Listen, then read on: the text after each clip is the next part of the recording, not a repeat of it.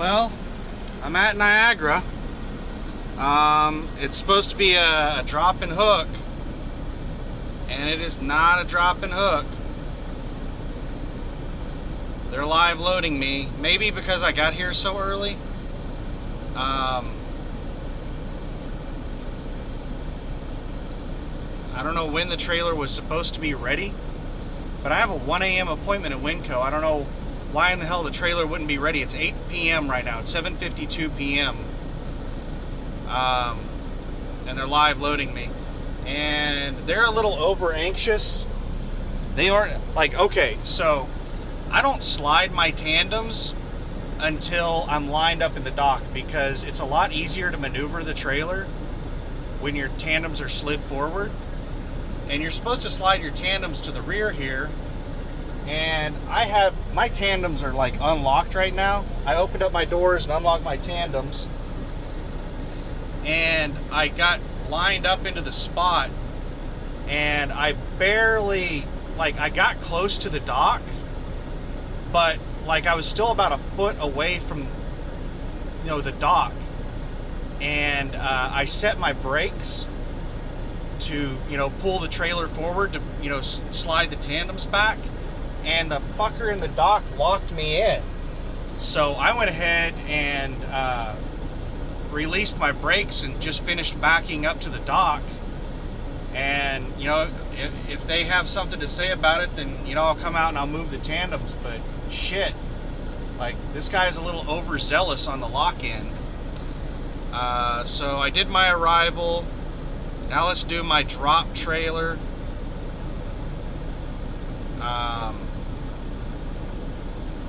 I guess I'm just going to do a pickup of the exact same damn trailer.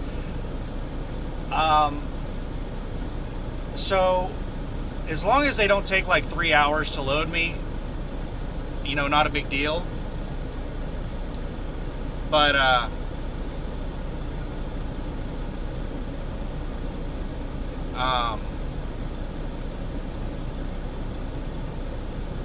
just a second here. Alright, I did my drop. Let me check my appointment time. Double check my appointment time. See what in the hell. The appointment time says 6 p.m. The drop empty is at 6 p.m. Let's see what the hook loaded is 6 p.m. Yeah, the appointment time was at 6 p.m.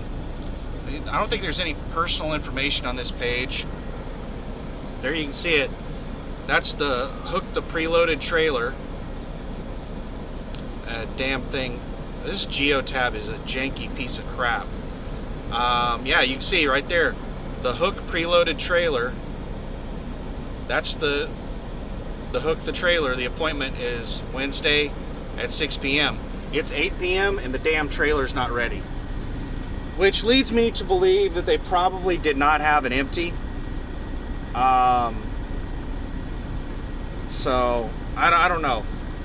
I don't know what would happen because one of the things that I kind of want to do is whenever I come home for home time, I would like to go ahead and pull a load coming out of here, out of this Niagara facility, and I'm just going to swing by and drop off my empty trailer and then go to my house and then come back here. I'm afraid that since they have such an issue with not having empties, that I'll drop my empty here and they'll use it for another load and I'll be fucked and I'll have to go find an empty for a live load. So I don't know what I'm going to do. Well, I'll figure it out. Okay, so I lucked out on the trailer. So I had my trailer parked at City Trailer for, oh my goodness,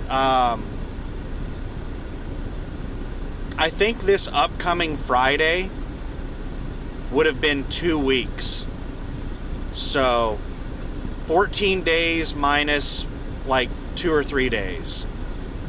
So we'll say 11 or 12 days is how many days that I took off. And I've had my trailer parked there that whole time. So that right there, it's $10 a day. Let's say it's 12 days. That's $120. Well, somebody, there was some new guy there who said he's only been working there for a week, and he said that somebody got sick. Some older guy that works there got sick, and I don't know if he actually got sick or if he got pissed off and quit or whatever. He is taking time off right now or quit. I don't know which. And when he left, he took a bunch of the sheets with him or threw them away. I don't know which. But basically they lost my piece of paper that shows when I got there. So the guy I was like, he just started ringing me up for, a total. And I was like, well, how much is it? He was like, well, like, you said a week. What is it like? I told him a couple weeks. And he said, well, what about, it's 5 days? I mean, is 5 days all right? And I was like, yeah, if you want to only charge me for 5 days, I'll pay for 5 days. I said, it was here a lot longer than that. And he was like, well, I'm good with 5 days. I'm like, well, I'm good with 5 days then too. So I got the trailer parking at half price. They're not loading me. They just locked me in, and like as soon as I backed up to the dock. And I'm like really wanting to call them and be like, hey, could you tell them to unlock me? Because like I didn't get my tandem slid. But we'll see. Like most forklift drivers that do this on a regular basis, they're going to notice real quick that the tandems aren't all the way to the rear. Because as soon as you go into the trailer, if the tandems are forward, like mine are really far forward, the back of the trailer will dip a lot. I don't know why most of these shippers like want the tandem slid all the way back. It doesn't make a whole lot of sense to me. But you can definitely feel it dip whenever you come into the trailer if they're slid all the way back. And if they're slid all the way back, then as you're going down the trailer, the middle will dip. There's always a dip in the trailer. Just where it happens depends on where the tandems are at. That's if you're like going in there with a heavy forklift, which I did a lot when I drove for Conway. So let's take a look. I went ahead and I have the ladder down to keep those boxes from sliding out. There's my, I haven't hooked up the cord yet. And yeah, the cord, I got it in the mail today. This is the cord. Now it has this, I think this might be a proprietary plug right here.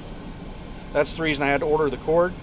So basically I can plug that into the bottom of the cab power system and then plug this into the inverter. And yes, it is a normal like 3-prong plug, so it's going to work perfect. I thought I was going to have to maybe buy the shore power plug and like do all kinds of weird crap, but no, this cable is going to work perfect for what I'm wanting to do.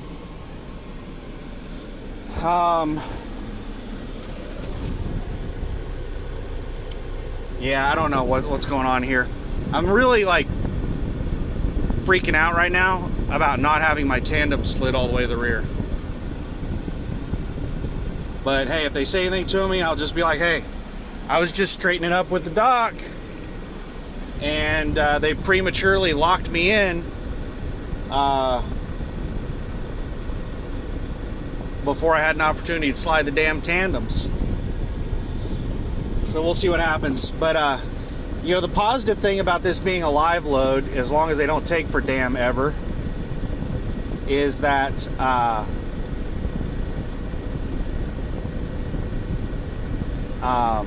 what was I gonna say? I get to keep this trailer, and this is a really good trailer. So I'm happy with that. I am going to be dropping it off at Kimberly-Clark tonight. So, you know, I'm only going to get to hang on to this trailer for a couple more hours. But hopefully my next trailer is a good one too. This is kind of throwing me off. I was hoping to be out of here by 9 p.m. And it doesn't look like I'm going to be out of here by 9 p.m. because they're going to live load me. This kind of pisses me off because like I have an appointment at 1 a.m. at Winco Foods in Tulsa, and this is going to push me to the last minute on that appointment. Kind of pisses me off. This was supposed to be a drop and hook. But, yeah.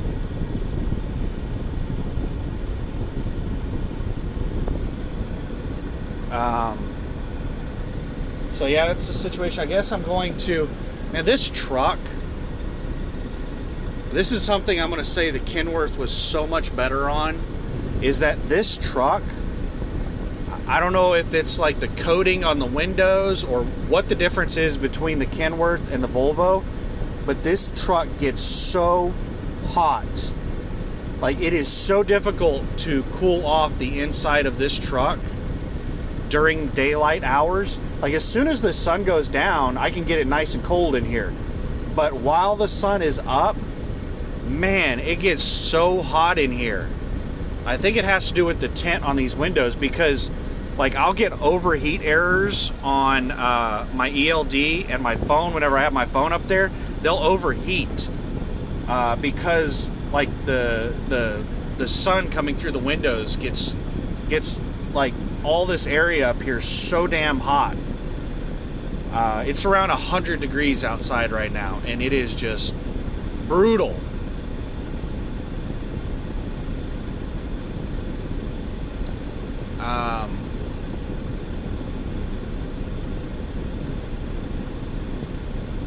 Yeah, they still haven't started unloading me. I'm freaking out because I hate to like not do things the right way, and it's freaking me out that like my tandems are not slid all the way to the rear.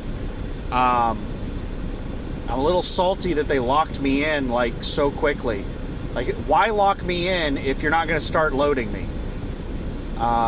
What the fuck's the deal with that? But you know, what the hell ever. I'll just they probably won't say anything to me, and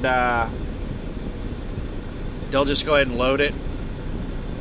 The only thing that's really freaking me out right now is I've been live loaded here a couple of times, and they take forever to live load. So I suspect that I'm going to be sitting here until 11 p.m. and like I'm going to be like coming into Winco Foods at exactly 1 a.m. I'm barely going to make it to Winco on time. And the thing is that I need to get fuel, and I need to scale this load. So if they don't get me out of here until 11 p.m., I'm going to be late for my appointment, because it's going to take me like 30 minutes to scale this load and get fuel. And they're going to wait until the last fucking minute to load me, and they're going to take their entire damn time. And by the time I make it up there, well, by the time they get me out of here, it's going to be 11 p.m., and I'm only going to have the exact 2 hours to make it there. I'm getting fired up right now just thinking about it. But anyway, I guess I'm going to go ahead and start like putting things away in here or something. God,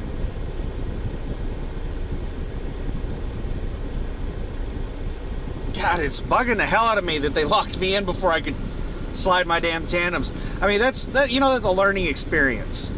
Like, I've done this several times. What I usually do is I usually back all the way to the dock, and I'll actually bump the dock with my tandems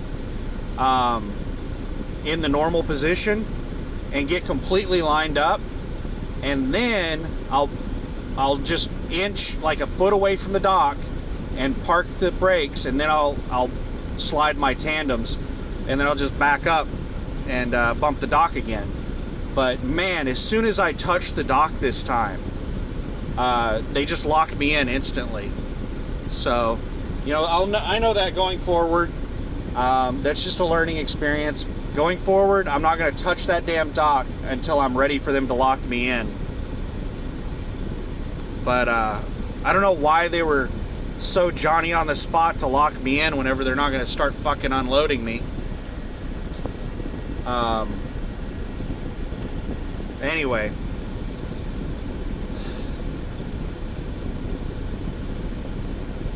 I guess that's it for this video. Oh, Christina called me and I missed her call. And I was trying to figure out why in the hell she was calling me. She didn't leave a damn message or anything. And for anybody who doesn't know, Christina is one of the people in the lease department that deals with all the paperwork and stuff and onboarding and like all kinds of stuff. She has a lot of responsibilities. So I was sitting there thinking, what in the hell should be calling me about? And then I saw an email from Express Truck Tax about my 2290.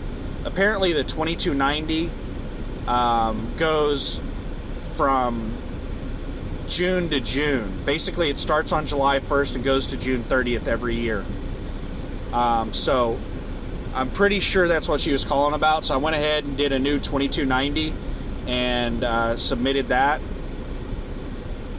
And then I sent her a text message and told her, hey, if you were calling about the 2290, I just did it. So hopefully that was it. But anyway, thanks for watching. Have a good one. Bye.